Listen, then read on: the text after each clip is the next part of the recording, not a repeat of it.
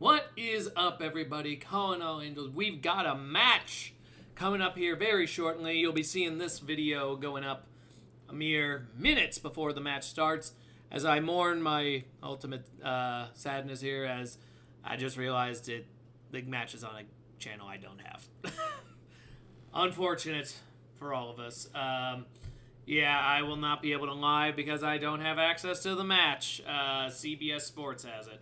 But I can still talk a little about what we got here. So, Angel City FC makes its trip across the country. We are going against North Carolina Courage in what is functionally one of the biggest matches for both teams right now in terms of their implications. To give you a quick rundown of how everything is looking, Angel City FC currently sits in control of the 8th position, but actually at the 9. So the last playoff spot currently is being held by Seattle Reign at 28 points, but they have a negative goal differential. And Angel City sits at 26 points with a +7 goal differential with a match in hand. That match in hand is about to be played. So if they defeat North Carolina, they would move to 29 and replace Seattle as the number 8. That would also put them within 2 points of Kansas City with an additional match in hand to make that one happen. So that's what's on the table for Angel City with a victory. For North Carolina, they have a match in hand on everyone ahead of them in the standings. So this would be a huge 3 points that would, it would move them to 5th immediately. They're currently even with San Diego on the goal differential tiebreaker. A victory would obviously break that tie and put them level with San Diego. So they would jump to 5th. They would also be level on points with Utah Royals, only behind on goal differential. They would be a single point behind both Portland and Washington for the 2nd and 3rd positions. So the chase for North Carolina becomes very real if they can get this victory and somehow put themselves back in a position of prominence. Remember, this is a team I had originally pegged as a top 3 or 4 team, and this victory could put them in 5th, functionally a goal differential out of 4th, and a point out of 3rd and 2nd. So a lot on the line for both teams. Both teams absolutely need this. In terms of the league's leaders, this is a thing that we've been tracking, and that is the goals.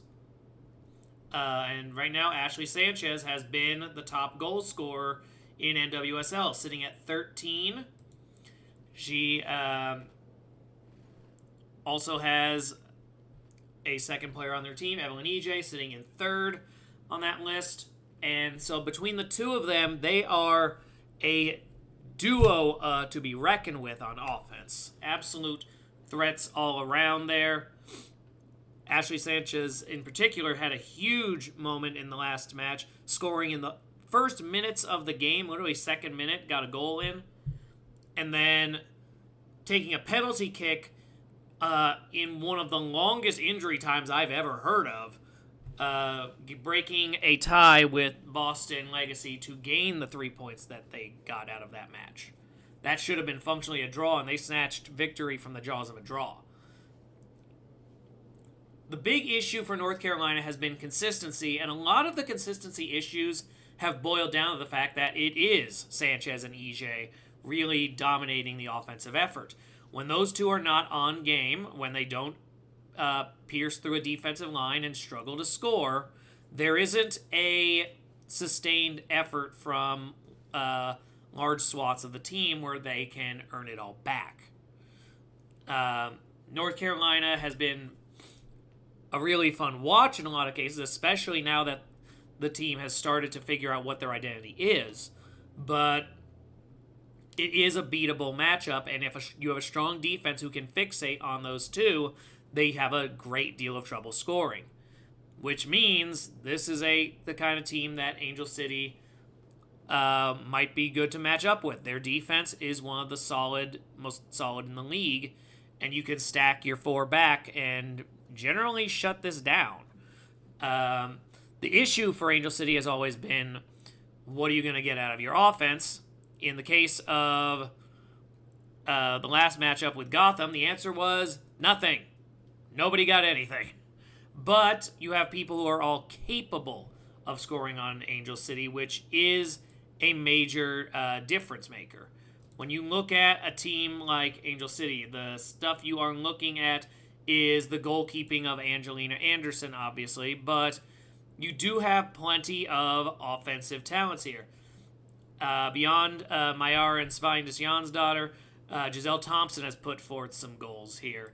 Now you're seeing a few others get involved in play as well.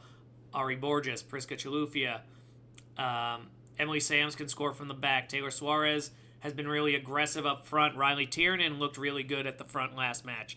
Ali Setner finally scored a couple matches ago.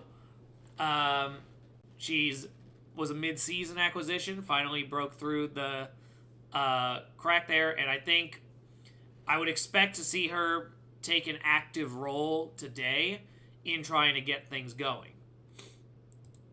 In terms of this match, this is one where really both teams can legitimize themselves a great deal with a victory, whether it's Angel City retaking 8th, being in line for 7th, and realistically just needing another loss from North Carolina at some point to take over 6th. Or whether it's North Carolina picking up the 3 points, turning the top 5 into a true top 6, and really creating a logjam up there. There's a lot of things at play here, and a lot worth paying attention to. As for me, what I'm looking at from these two, I think the style actually does favor what Angel City has been trying to do. Though they've not won in a while, they have been generating points basically every match. They have been earning draws.